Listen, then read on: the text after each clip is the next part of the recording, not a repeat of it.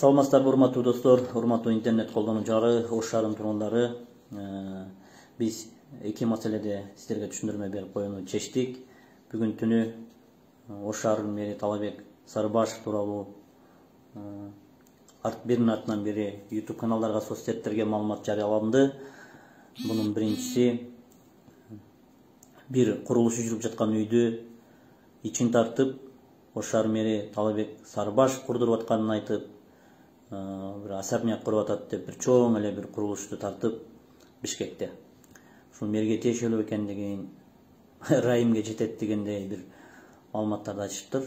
Мен эртең менен келип эле Талабек Насырбекович менен бул маселеде сүйлөштүм. Эгер ал үй чындап эле мэрге тиешелүү болгон болсо, ушундай иштер болуп аткан болсо, мындай опровержение бербей эле кое турганыбызды айтып сүйлөштүк. Бирок чындыгында Талабек Насырбекович ар дайым мындай туурасын айтат да, бул ага тиешеси жоктугун, 100% тиешеси жоктугун айтты. Ошол себептен биз айтабыз, ал курулуп жаткан үй мэрге тиешеси жок. Ал жерде мэрдин бир эжесине каттатып коюп деп айтып атат. Ал маселеде жалган. Жалган деп эле айта алабыз. Азыр шайлоонун алдынан 11-апрелде жергиликтүү кеңештерге Ошто шайлоо болот. Анын артынан мэр дайындалып, мэр шайланат да, ошол себептүү шайлоонун шайтан оюндары башталды. Бул мыйзам ченемдүү көрүнүш, каралоо, компроматтардын чыгышы, бирөөнү жек көрсөтүү, бул саясатчылар арасында болуп келген боло берет. Аны биз туура эле кабыл алып атабыз, бирок калктын казаны кайнабайт дейт. Бир адамды жаман көрсөтүүдө бирөөлөрдүн ролун айткан заказын аткарып атканда мындай этият кылышыбыз керектен гана максатта айтып коюуну чечтик. Чын айтканда, эгер Оштун мэри Талабек Сарыбашев иштебей эле, аракет кылбай эле, жөн эле жатканда, биз мындай опровержение да бербейт элек да. Ар ким өзүнүн кухнясын өзү жакшы билет. Мэр аракетин кылып атат, иштеп атат. 2,5 жылдын ичинде сиздердин салымыңыздар менен шаарда бир топ иштер болду. Ири долбоорлор башталды. Буюрса, ири долбоорлордо бүтүп шаардыктардын пайдалануусуна берилет. Шайлоону деп эле ушундай бир саясатка аралаштырып, каралоо материалдарын чыгаргандагы бир аз туура эмес көрүнүш болуп калат. Азыр Ошто бир эле маселе бар. Депутаттарды шайлоо, анын артынан мэрди шайлоо. Ушул эки маселенин ортосунда Оштогу чоңдор, олигархтар, байлар, саясатчылар, экс-саясатчылар, мындайча айтканда мурда саясатта жүргөндөр ушундай маселелерде этият кылыш керекпи деп ойлойм да. Экинчи маселе, Ош шаарынын мурунку биринчи вице-мэри Жылдыз Турганбаев bir YouTube каналга интервью бериптир, интервьюсун көрүп чыктым. Ошол мэр менен болгон сүйлөшүүлөрүн айтыптыр. Эми сөз эркиндиги, ар кимибиз өзүбүздүн пикирибизди билдиргенге укуктуубуз. Ал жерде ошол финанс маселесинде айтыптыр. 5 миңден алышат базардагы кызматкерлерди, базар муниципалдык ишканасын.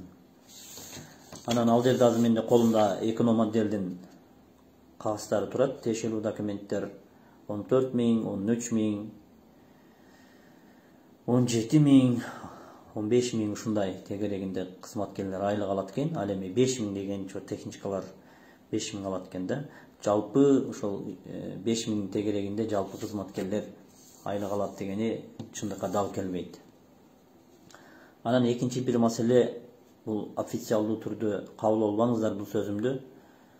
Бирок бирөө менен бирөөнүн сүйлөшкөнүн, шыбырашканын деле айта берген бир аз туура эмес деп ойлойм. Мисалы, мен өзүм журналист кесиби менен ушул мэрияда жүрүп, көп деле маалыматтарды, көп деле информацияларды билем. Бирок мэриянын кызыкчылыгы үчүн, элдин кызыкчылыгы үчүн, мамлекеттик саясаттын кызыкчылыгы үчүн унчукпайсың. Албетте өмүрүңө коркунуч келип атса, же элге өтө зыян келип атса айтсаң болот да. Азыр биринчи вице-мэрдин ошол мэр экөөнүн ортосундагы сүйлөшүүсү тууралуу да уктум. Эми мындай ар бир нерсени эле айтып чыгып ушундай деди анан мен ушинттим деген мамлекеттик кызматта жүргөндөргө бир аз туура эмес көрүнүшкөн да. Мен эми жеке өзүмдүн оюм бул, албетте. Себеби айта берсең бул мындай деди, тигиндей деди деген менен маселе чечилбейт. Жылдызбек Турганбаев ошол мыйзамдуу түрдө эле жумуштан бошотулган, өзүнүн арызын жазган, ордуна башка биринчи вице-мэрге дайындалды. Аны өзүңүздөр билесиздер. Мен айтайын деген такыр башка. Урматтуу Ош шаарынын тургундары, мындан кийин, мындан ары Ош шаары мэри Талабек Сарыбашевка ар кандай маалыматтар айтылышы мүмкүн. Каралоо иретинде, жамандоо иретинде да айтылышы мүмкүн. Эгер факт менен айта турган болсо, чындыгы болсо, биз чын деп эле айтабыз. Мен мына пресс катчысы катары Сарыбашев периште, таптакыр эле аппакай деп айтпайм.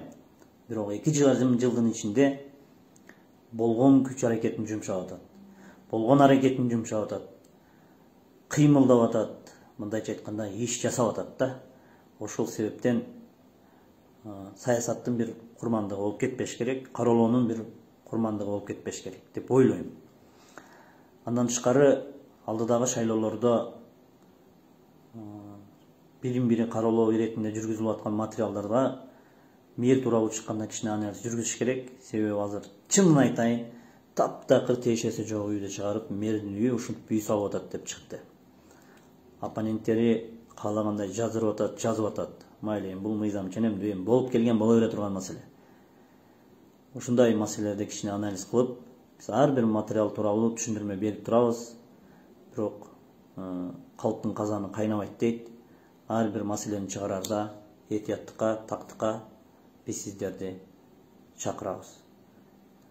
Мисалы, артында ким турарын, кандай болуп атканын азыр биз билип атабыз.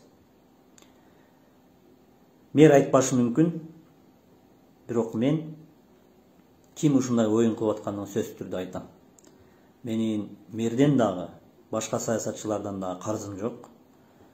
Эгер ушундай эле маалыматтык согушта каалагандай кылабыз, каалагандай жамандайбыз десе, мен ушул мэриянын сотрудниги катары өзүмдүн бир чындыгымды айтып турам, сөзсүз түрдө.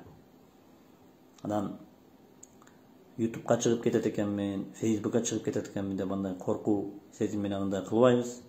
Бейтараптуулук үчүн, калыстык үчүн сөзсүз түрдө айтып турабыз. Сиздерди ошол бүгүнкү чыккан үй тууралуу чыккан материалга ишенбей эле коюшуңуздарга чакырабыз. Рахмат.